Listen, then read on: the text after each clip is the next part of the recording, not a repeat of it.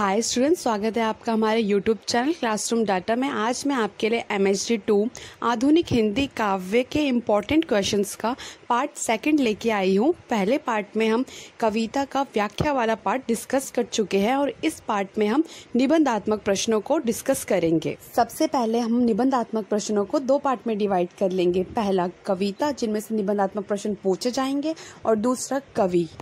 Exam में आपसे 9 निबंधात्मक प्रश्न पूछे जाएंगे, जिनमें से आपको कोई 4 निबंधात्मक प्रश्न करने होते हैं। देखिए, ऐसा भी हो सकता है कि जो 9 के 9 निबंधात्मक प्रश्न है वो कवियों के ऊपर ही पूछ लिए जाएं, या फिर 9 में से 3 निबंधात्मक प्रश्न कविता के ऊपर पूछ लिए जाएं। जो अभी एग्जाम हुआ था दिसंबर 2021 का मार्च में, उसमें 9 के 9 निबंधात्मक प्रश्न कवि के ऊपर ही पूछ लिए गए थे। तो जो कविता से निबंधात्मक प्रश्न है वो कम ही पूछे जाते हैं, लेकिन इस बार के एग्जाम में निबंधात्मक प्रश्न कविताओं में से आने के चांसेस हैं। 1 से 2 क्वेश्चंस आपके निबंधात्मक प्रश्न कविता में से आ सकते हैं। तो सबसे पहले हम कविताएं जान लेते हैं कि जिनमें से निबंधात्मक प्रश्न पूछे जाएंगे। वो आपकी बुक में भी मेंशन कर रखा है। तो पहला है कामायनी जयशंकर प्रसाद जी की, सेकंड है राम की शक्ति पूजा सूर्यकांत त्रिपाठी निराला की, थर्ड है परिवर्तन सुमित्रा नंदन पंत की, फोर्थ है असाध्य वीणा अज्ञाई की, फिफ्थ है अंधेरे में मुक्तिबोध की, सिक्स्थ है आत्महत्या के विरुद्ध रघुवीर सहाय की कविता, सेवेंथ है पटकथा धूमिल की। यहाँ पर आपका एक मेंशन नहीं कर रखी है कविता, जो कि है उर्वशी रामधारी सिंह दिनकर की। और पिछले 5 से 6 साल के क्वेश्चन पेपर में जिन कविताओं में से निबंधात्मक प्रश्न पूछे गए हैं वो कविताएं हैं कामायनी प्रसाद जी की, राम की शक्ति पूजा सूर्यकांत त्रिपाठी निराला की, और असाध्य वीणा अज्ञाई की, अंधेरे में मुक्ति बोध की, और उर्वशी रामधारी सिंह दिनकर की। अब हम इम्पोर्टेंट कविताएं डिस्कस कर लेंगे। तो सबसे इम्पोर्टेंट कविता है अंधेरे में मुक्ति बोध की। इस कविता से व्याख्या भी है और सेकंड निबंधात्मक प्रश्न भी पूछा जाएगा। तो ये वाली कविता तो आप जरूर करके जाइएगा। और सेकंड कविता है राम की शक्ति पूजा सूर्यकांत त्रिपाठी निराला की। देखिए, रामायण सबने देखी है और पढ़ी है, तो एग्जाम के लिए इस कविता को प्रिपेयर करने के लिए आपको कोई दिक्कत नहीं आएगी। थर्ड इम्पोर्टेंट कविता है उर्वशी रामधारी सिंह दिनकर जी की। तो मैंने आपको 3 इम्पोर्टेंट कविताएं बताई है, अंधेरे में, राम की शक्ति पूजा और उर्वशी। चौथी है असाध्य वीणा अज्ञाई की, इसका आप प्रतिपाद्य करके जाएं। और फिफ्थ है कामायनी जयशंकर प्रसाद की, इसे भी आप ऊपर से पढ़ लीजिए, लेकिन राम की शक्ति पूजा, अंधेरे में और उर्वशी को आप अच्छे से लर्न करके जाइएगा। तो अब हम कविताओं के क्वेश्चन डिस्कस कर लेते हैं कि कैसे क्वेश्चंस इन कविताओं से पूछे गए हैं, और मैंने सेशन भी आगे मेंशन कर दिया है। तो सबसे पहले कविता है अंधेरे में। तो क्वेश्चन नंबर फर्स्ट, अंधेरे में कविता का विश्लेषण कीजिए। ये जून 2016 में पूछा गया। सेकंड, अंधेरे में कविता का महत्व, ये दिसंबर 2018 में पूछा गया। थर्ड, अंधेरे में कविता का प्रतिपाद्य, ये जून 2019 में पूछा गया। एंड फोर्थ, अंधेरे में कविता की विशेषताओं पर प्रकाश डालिए, ये दिसंबर 2020 में पूछा गया। नेक्स्ट कविता है राम की शक्ति पूजा के। इसके क्वेश्चंस देख लेते हैं। पहला है राम की शक्ति पूजा की काव्यगत विशेषताएं बताइए, जून 2016। और सेम क्वेश्चन 2019 में पूछा गया जून में। और राम की शक्ति पूजा कविता का महत्व जून 2020 में पूछा गया। तो आप देख सकते हैं कि काव्यगत विशेषताएं और महत्व पूछा गया है, और काव्यगत विशेषताएं 2 बार रिपीटेड है।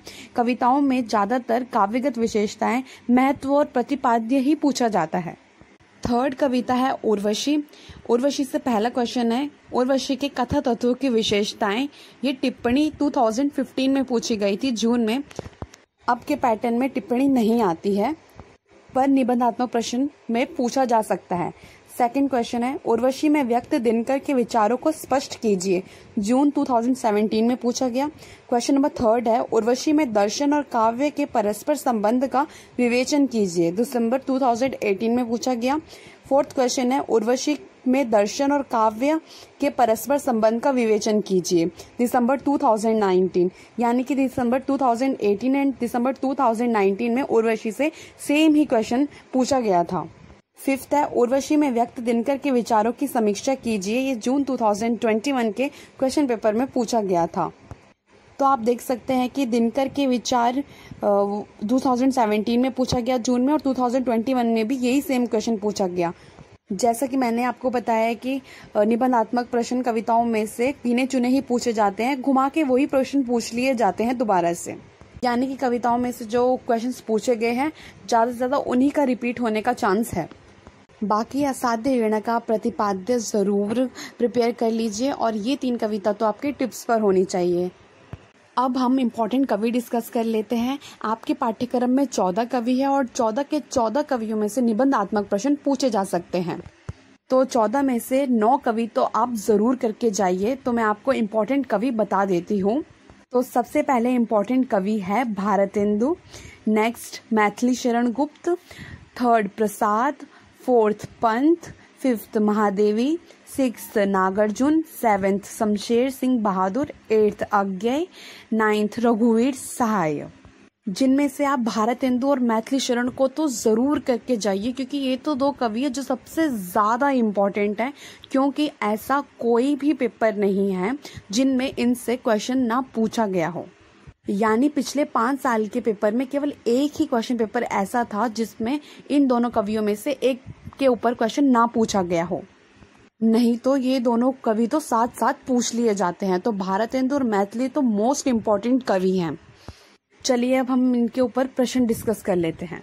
तो सबसे पहले भारतेंदु हरिश्चंद्र पर जो प्रश्न पूछे गए हैं वो देख लेते हैं। क्वेश्चन नंबर फर्स्ट, भारतीय नवजागरण में भारतेंदु का स्थान जून 2015 में पूछा गया था। सेकंड है, भारतेंदु हरिश्चंद्र की कविता की प्रमुख विशेषताएं बताइए, जून 2016।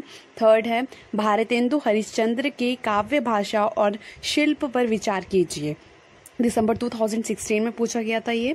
चौथा है, भारतेंदु हरिश्चंद्र की भक्ति परक और श्रृंगार परक कविताओं का विश्लेषण कीजिए, जून 2017 में पूछा गया था। फिफ्थ है, भारतेंदु के काव्य की अंतर वस्तु, दिसंबर 2017 में पूछा गया। सिक्स्थ है, भारतेंदु के काव्य की अंतर वस्तु को स्पष्ट कीजिए, जून 2018 में पूछा गया।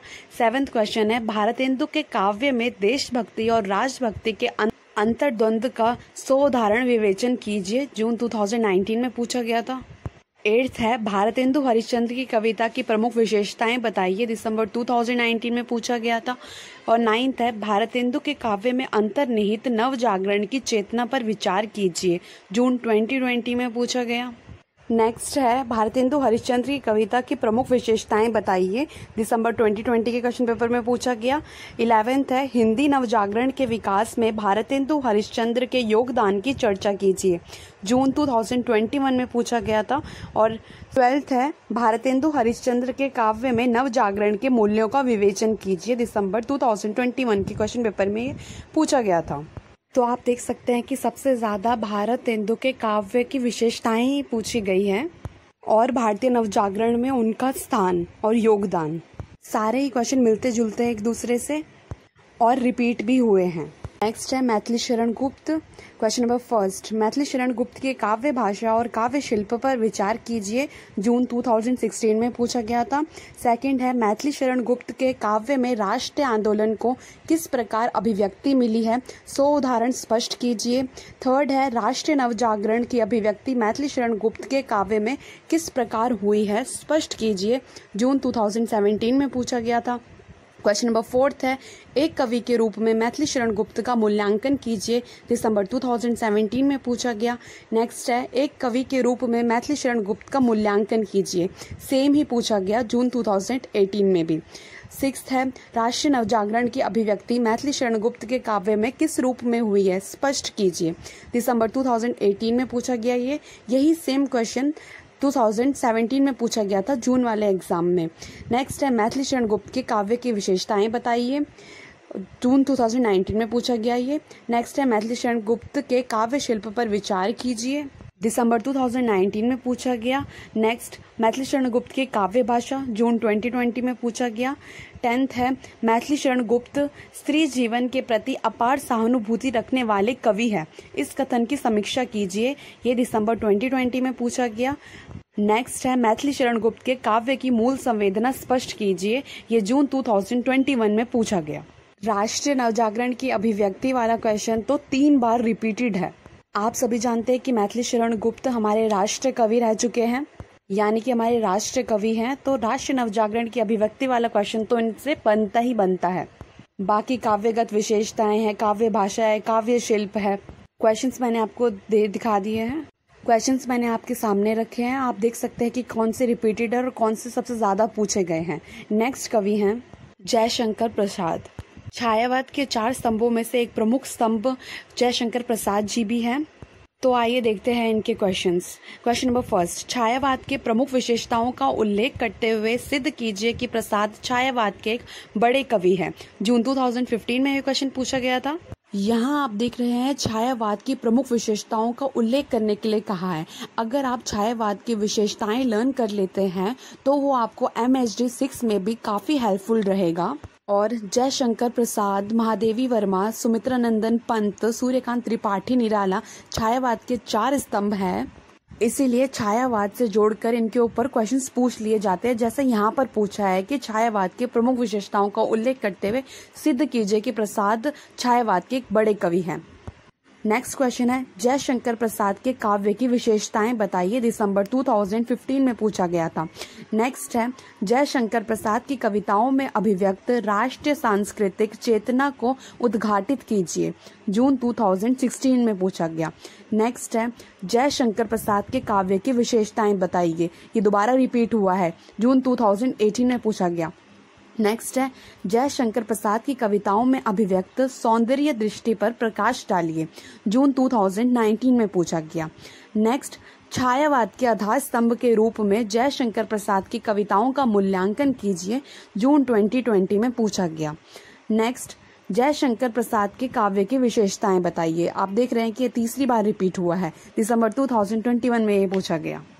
एक क्वेश्चन है छायावादी काव्य में राष्ट्रीय चेतना की अंतरधारा की पहचान कीजिए। ये दिसंबर 2020 और दिसंबर 2019 के क्वेश्चन पेपर में पूछा गया था। इसके आंसर में आप छायावादी काव्य के चारों स्तंभ को लेकर पूरा का पूरा आंसर लिख सकते हैं। नेक्स्ट कवि है सुमित्रानंदन पंत। तो क्वेश्चन देख लेते हैं। पहला है सुमित्रानंदन पंत प्रकृति के सुकुमार कवि है, सिद्ध कीजिए। जून 2015 में ये पूछा गया। नेक्स्ट है सुमित्रानंदन पंत के काव्य शिल्प का विवेचन कीजिए। दिसंबर 2015 में ये पूछा गया। नेक्स्ट है सुमित्रानंदन पंत की काव्य यात्रा पर प्रकाश डालिए। दिसंबर 2016 में ये पूछा गया। नेक्स्ट है सुमित्रानंदन पंत की काव्य भाषा का विशेषत्व उद्घाटित कीजिए। जून 2017 में ये पूछा गया। नेक्स्ट है सुमित्रानंदन पंत के काव्य की विशेषताएं बताइए। दिसंबर 2018 में पूछा गया। नेक्स्ट, छायावादी कवि के रूप में सुमित्रानंदन पंत का मूल्यांकन कीजिए। दिसंबर 2019 में पूछा गया। आप देख सकते हैं यहाँ पर भी लिखा है छायावादी कवि के रूप में, जैसे प्रसाद में लिखा था छायावाद की विशेषताओं के आधार पर। नेक्स्ट है सुमित्रानंदन पंत के काव्य सौंदर्य को रेखांकित कीजिए। दिसंबर 2020 में पूछा गया। और नेक्स्ट है छायावादी काव्य धारा के विकास में सुमित्रानंदन पंत के योगदान की चर्चा कीजिए। दिसंबर 2021 में ये पूछा गया। नेक्स्ट हमारी कवयित्री हैं महादेवी वर्मा जी। चलिए क्वेश्चन देख लेते हैं। पहला है महादेवी वर्मा की कविताओं की प्रतीक योजना पर एक निबंध लिखिए। दिसंबर 2016 में ये पूछा गया। नेक्स्ट, महादेवी वर्मा के काव्य में अभिव्यक्त रहस्यवाद के स्वरूप को रेखांकित कीजिए। जून 2017 में ये पूछा गया। नेक्स्ट है महादेवी वर्मा की वेदना में भारतीय स्त्री का दुख बोलता है, इस कथन पर अपना अभिमत प्रकट कीजिए। दिसंबर 2019 में पूछा गया। नेक्स्ट है महादेवी वर्मा की प्रतीक योजना को स्पष्ट कीजिए। जून 2020 में पूछा गया। इससे पहले आप देख चुके हैं कि पहले भी प्रतीक योजना पर क्वेश्चन पूछा गया है। नेक्स्ट है महादेवी वर्मा की प्रतीक योजना अद्वितीय है, इस कथन पर विचार कीजिए। घुमा फिरा के प्रतीक योजना ही इन 3 क्वेश्चंस में पूछ ली गई है। नेक्स्ट है महादेवी वर्मा की वेदना में भारतीय स्त्री का दुख प्रकट हुआ है, इस कथन की समीक्षा कीजिए। ये भी रिपीटेड है, दिसंबर 2021 में पूछा गया था। अगर आप महादेवी वर्मा की काव्य की विशेषताओं वाला क्वेश्चन प्रिपेयर करते हैं तो उसमें रहस्यवाद एक पार्ट है जो कि जून 2017 में पूछा गया था। यानी कि इनकी काव्य की विशेषताओं को अलग अलग करके पूछ लिया गया, जैसे यहाँ पर रहस्यवाद का स्वरूप पूछा गया है। नेक्स्ट कवि है नागार्जुन, जिन्हें जन कवि भी कहा जाता है। चलिए क्वेश्चन देख लेते हैं। पहला है नागार्जुन के काव्य में संवेदना के विविध रूप दृष्टिगत होते हैं, 100 उदाहरण उल्लेख कीजिए। जून 2015 में पूछा गया। सेकंड है नागार्जुन काव्य के रचना विधान की चर्चा कीजिए, दिसंबर 2015 में पूछा गया। सेम क्वेश्चन जून 2016 में ही पूछा गया कि नागार्जुन की कविताओं में रचना विधान पर प्रकाश डालिए। फोर्थ है जन कवि के रूप में नागार्जुन का मूल्यांकन कीजिए, जून 2017 में पूछा गया। नेक्स्ट नागार्जुन की काव्य चेतना, दिसंबर 2017 में पूछा गया। नेक्स्ट नागार्जुन एक जन कवि है, इस कथन की समीक्षा कीजिए, जून 2018 में पूछा गया। नेक्स्ट जन कवि के रूप में नागार्जुन का मूल्यांकन कीजिए, जून 2019 में पूछा गया। और नेक्स्ट है नागार्जुन की काव्य संवेदना पर विचार कीजिए, दिसंबर 2020 में पूछा गया। तो आप देख सकते हैं कि नागार्जुन की काव्य संवेदना रिपीटेड है, जन कवि के रूप में उनकी समीक्षा कीजिए वो भी रिपीटेड है, यानी कि जन कवि, काव्य संवेदना, उनके रचना विधान और काव्य चेतना पर क्वेश्चंस पूछे गए हैं। जन कवि वाला क्वेश्चन सबसे ज्यादा रिपीट हुआ है, लेकिन अब जो भी कवि करते हैं उन्हें अच्छे से प्रिपेयर करें। ये मत सोचिए कि एक क्वेश्चन ज्यादा रिपीट हुआ है इन कवि के बारे में तो हम वही क्वेश्चन करके जाएंगे, नहीं, आपको वो कवि पूरा का पूरा यानी कि हर पॉइंट अच्छे से करना है उनके बारे में। नेक्स्ट कवि है शमशेर सिंह बहादुर। क्वेश्चंस देख लेते हैं। पहला है शमशेर की काव्य संवेदना पर विचार कीजिए, दिसंबर 2015 में पूछा गया। नेक्स्ट है शमशेर के काव्य की विचार भूमि क्या है, स्पष्ट कीजिए, जून 2016 में पूछा गया। नेक्स्ट है शमशेर के काव्य संवेदना के विविध पक्षों पर उद्घाटन कीजिए, दिसंबर 2016 में पूछा गया। अभी हमने देखा ऊपर काव्य संवेदना पर विचार कीजिए, वही क्वेश्चन दोबारा से रिपीट हो गया है दिसंबर 2016 में। नेक्स्ट है काव्य संवेदना पर विचार स्पष्ट कीजिए, और उससे भी नेक्स्ट है शमशेर की काव्य संवेदना पर विचार कीजिए। 4 बार रिपीट है शमशेर जी की काव्य की संवेदना। नेक्स्ट है शमशेर की कविता में अनुभूति की विविधता है, इस कथन की समीक्षा कीजिए, जून 2019 में पूछा गया। नेक्स्ट है शमशेर के काव्य की विचार भूमि क्या है, स्पष्ट कीजिए, जून 2020 में पूछा गया। नेक्स्ट शमशेर की सौंदर्य अनुभूति का विश्लेषण कीजिए। आप देख सकते हैं कि विचार भूमि और शमशेर की काव्य संवेदना पर विचार कीजिए, ये वाला रिपीटेड है। नेक्स्ट कवि है अज्ञेय। क्वेश्चंस देख लेते हैं। पहले अज्ञेय के काव्य शिल्प की विशेषताएं बताइए, 2015 में पूछा गया जून के एग्जाम में। नेक्स्ट है अज्ञेय के काव्य विशिष्टता पर विचार कीजिए, दिसंबर 2016 में पूछा गया। नेक्स्ट है अज्ञेय के काव्य शिल्प की विवेचना कीजिए, जून 2018 में पूछा गया। नेक्स्ट है अज्ञेय के काव्य भाषा और काव्य शिल्प पर विचार कीजिए, जून 2021 में पूछा गया। यानी कि अज्ञेय के काव्य की विशेषताएं, उसी में शिल्प और भाषा दोनों ही पक्ष आ जाते हैं। नेक्स्ट कवि है और लास्ट कवि है रघुवीर सहाय। तो क्वेश्चंस देख लेते हैं। पहला है रघुवीर सहाय की काव्य भाषा की प्रमुख विशेषताएं बताइए, दिसंबर 2015 में पूछा गया। नेक्स्ट रघुवीर सहाय की कविताओं की मुख्य विशेषताएं बताइए, वही क्वेश्चन रिपीट है दिसंबर 2016 में भी।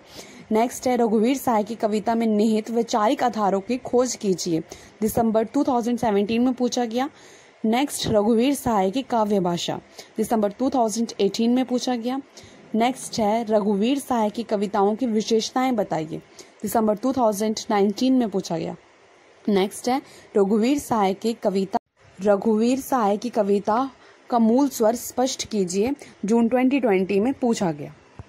तो इस पार्ट में हमने कविता और कवियों से रिलेटेड निबंधात्मक प्रश्न डिस्कस कर लिए हैं और इम्पोर्टेंट कवि और कविताएं भी मैंने आपको बता दी हैं। इस वीडियो को देखने के बाद आप प्रीवियस क्वेश्चन पेपर की प्रैक्टिस ज़रूर करें, वो क्वेश्चन पेपर सॉल्व ज़रूर करें। दिसंबर 2021 का क्वेश्चन पेपर का लिंक मैं आपको डिस्क्रिप्शन बॉक्स में दे दूंगी, वो वाला भी आप ज़रूर देखें क्वेश्चन पेपर। अगर ये वीडियो आपके लिए हेल्पफुल रही तो इसे लाइक करें, शेयर करें और हमारे चैनल को सब्सक्राइब करें। Thanks for watching.